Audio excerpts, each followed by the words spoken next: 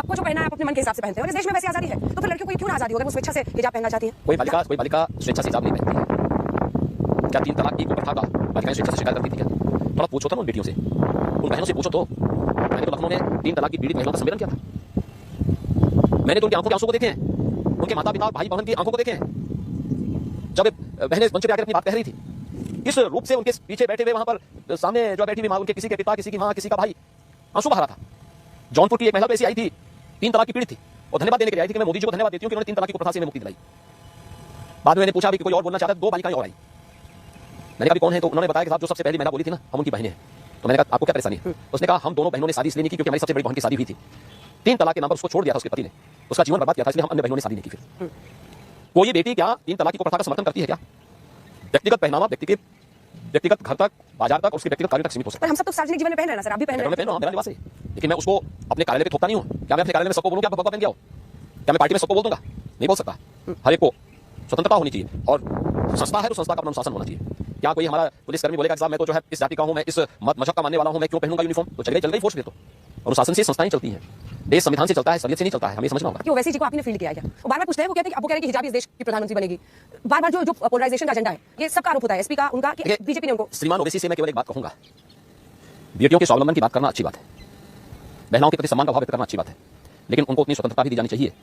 3 तलाक के खिलाफ जो कानून भारत के अंदर बना है, इनको उसका समर्थन करना चाहिए और बेटियां हर एक फील्ड में जाएं, हम भी चाहते हैं।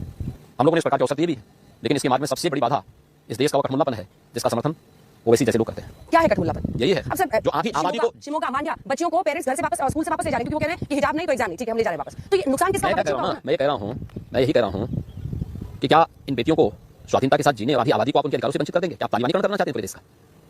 और आपको अगर इन सब चीजों के बारे में चर्चा करनी है, क्यों नहीं आप जो है अफगानिस्तान में आवाज उठाते हैं? बोलो ना वहां पे भी।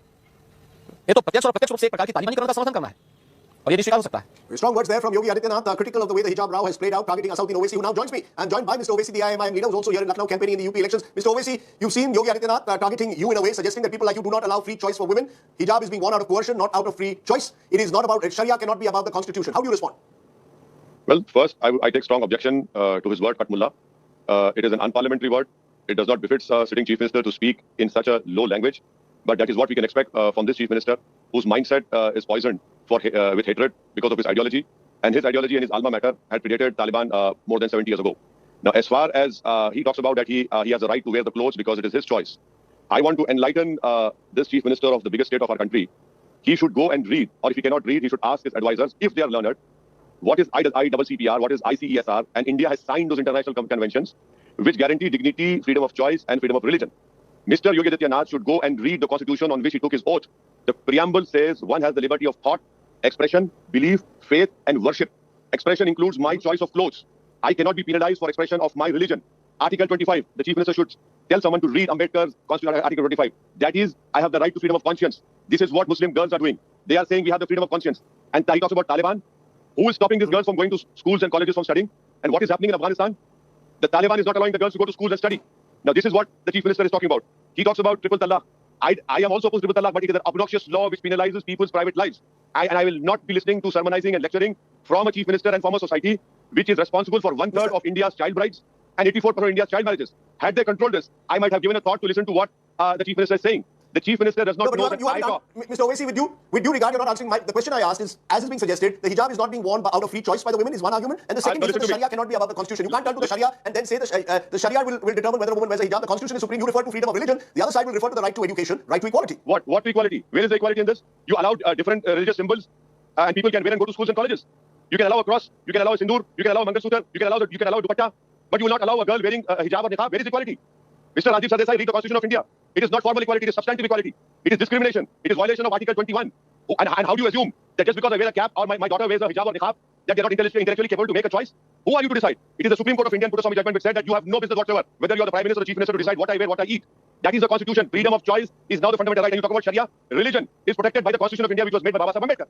This man does not know his Constitution. He believes in Thokdo policy. He doesn't believe in rule of law. He believes in rule by gun. That is his main problem. Had he knew the Constitution, had he read the preamble, had he understood the spirit of the Constitution, he wouldn't have used that word Katmullah. How dare a Chief Minister use that word Katmullah?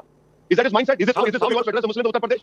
By using that stupid word? By that obnoxious word? The belief in a way is that this, the belief is this is only fitting into a particular kind of narrative, the so-called 80-20 narrative that is being played out at times in Uttar Pradesh, where it suits the BJP to have you speak out in the way that you do, and it suits Yogi Adityanath to speak out in the way that he does, because issues like hijab then become a distraction. They end up dividing people instead of focusing on real issues like jobs, like development, like infrastructure, education.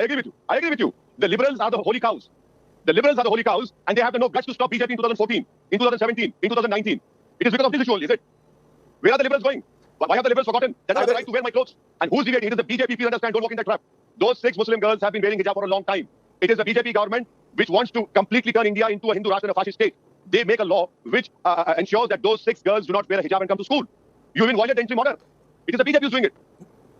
But yesterday I had Taslima Nasreen on my show. I know you have huge problems with her. She said the right to education is well above the right for an individual to the right to religion. And then she went on to say she believed that the hijab was a symbol of oppression. It was oppressing women. It was seen as a way in which women were being prevented from expressing themselves in the way they want. That was her argument. And it's an argument therefore that many liberals also make. Many liberals will also target the Afghanistan Taliban government for the way they discriminate against women, and they see this also as discriminatory. Why target liberals at the moment? Liberals are saying women must have free, not just free choice, but the choice to wear whatever clothes they want. The liberals are only happy in their freedom of choice. The liberals want every Muslim to behave like them. The right-wing fundamentalists want us to leave our religious identity, which the Constitution guarantees me. I will not follow what you will tell me. I will follow what the Constitution allows me to do. I will not sit here and answer to a person who has become a symbol of hate. I will not sit here and answer a person who had been given refuge and who's lying on the crumbs of Indians because she could not save her skin in her own country. So I will not sit here and talk about that person. I will sit here to talk about the Constitution of India, which has given me the freedom of choice, freedom of conscience, and it has given me the freedom to carry on with my religious identity. India is a secular country. Listen to me, Rajdeep. India is a country which celebrates all religions. India has no religion. India is a multicultural, multi-religious country. India even believes and gives the same fundamental rights to people who don't believe in religion. But no one can tell me how to behave. No one can tell me to leave my religion. No one can tell me to leave my culture. Has anyone read Article 29 of the Constitution? So much of emphasis placed on culture. People who don't know Constitution... Mr. Owaisi, this is competitive... No, 1 minute, Mr. Owaisi. Now, this is competitive identity politics, and many believe this competitive identity politics is leading to the politics of divide and rule, and we're seeing it playing out in Uttar Pradesh, where, as I said, real issues get ignored, and there is an attempt to play a Hindu versus Muslim kind of politics, and the hijab row fits in perfectly into that. How? Please tell me how. Because you are stressing your religious identity, and Mr. Yogi Adityanath seems to be, in a way, stressing his religious identity. He's appealing to his voting constituency, you're appealing to yours. It suits both of you. Rajdeep, thank you for coming to the original point of so-called liberals like you, who act conveniently according to your personal choice and desires. My wearing a hijab, my daughter wearing hijab or niqab, how is it harming Rajdeep Sardesai, Yogi Adityanath? How is it harming? Am I holding a chakka jam? Am I blocking the Delhi roads? No. I am wearing it out of my personal choice, which is a fundamental right. If someone is violating my fundamental right, I have to talk about it. Because I don't want India to become a fascist state. What's the solution? The solution is, I have the choice. Let me exercise my choice. Why are you imposing your views on me? Who are you to tell me what to wear? Because you probably need this. Because what is the harm in having a uniform dress code? What is the harm in having a uniform dress code for schools in this country? Remove all religious markers. Remove all of them in schools of this country. Do you know when the Parliament building was laid, a foundation stone was laid? Have you attended any government function? Have you attended any government function or foundation laying ceremony? What happens over there? Have you gone into any government buildings? Have your eyes not seen what kind of photographs are put up over there?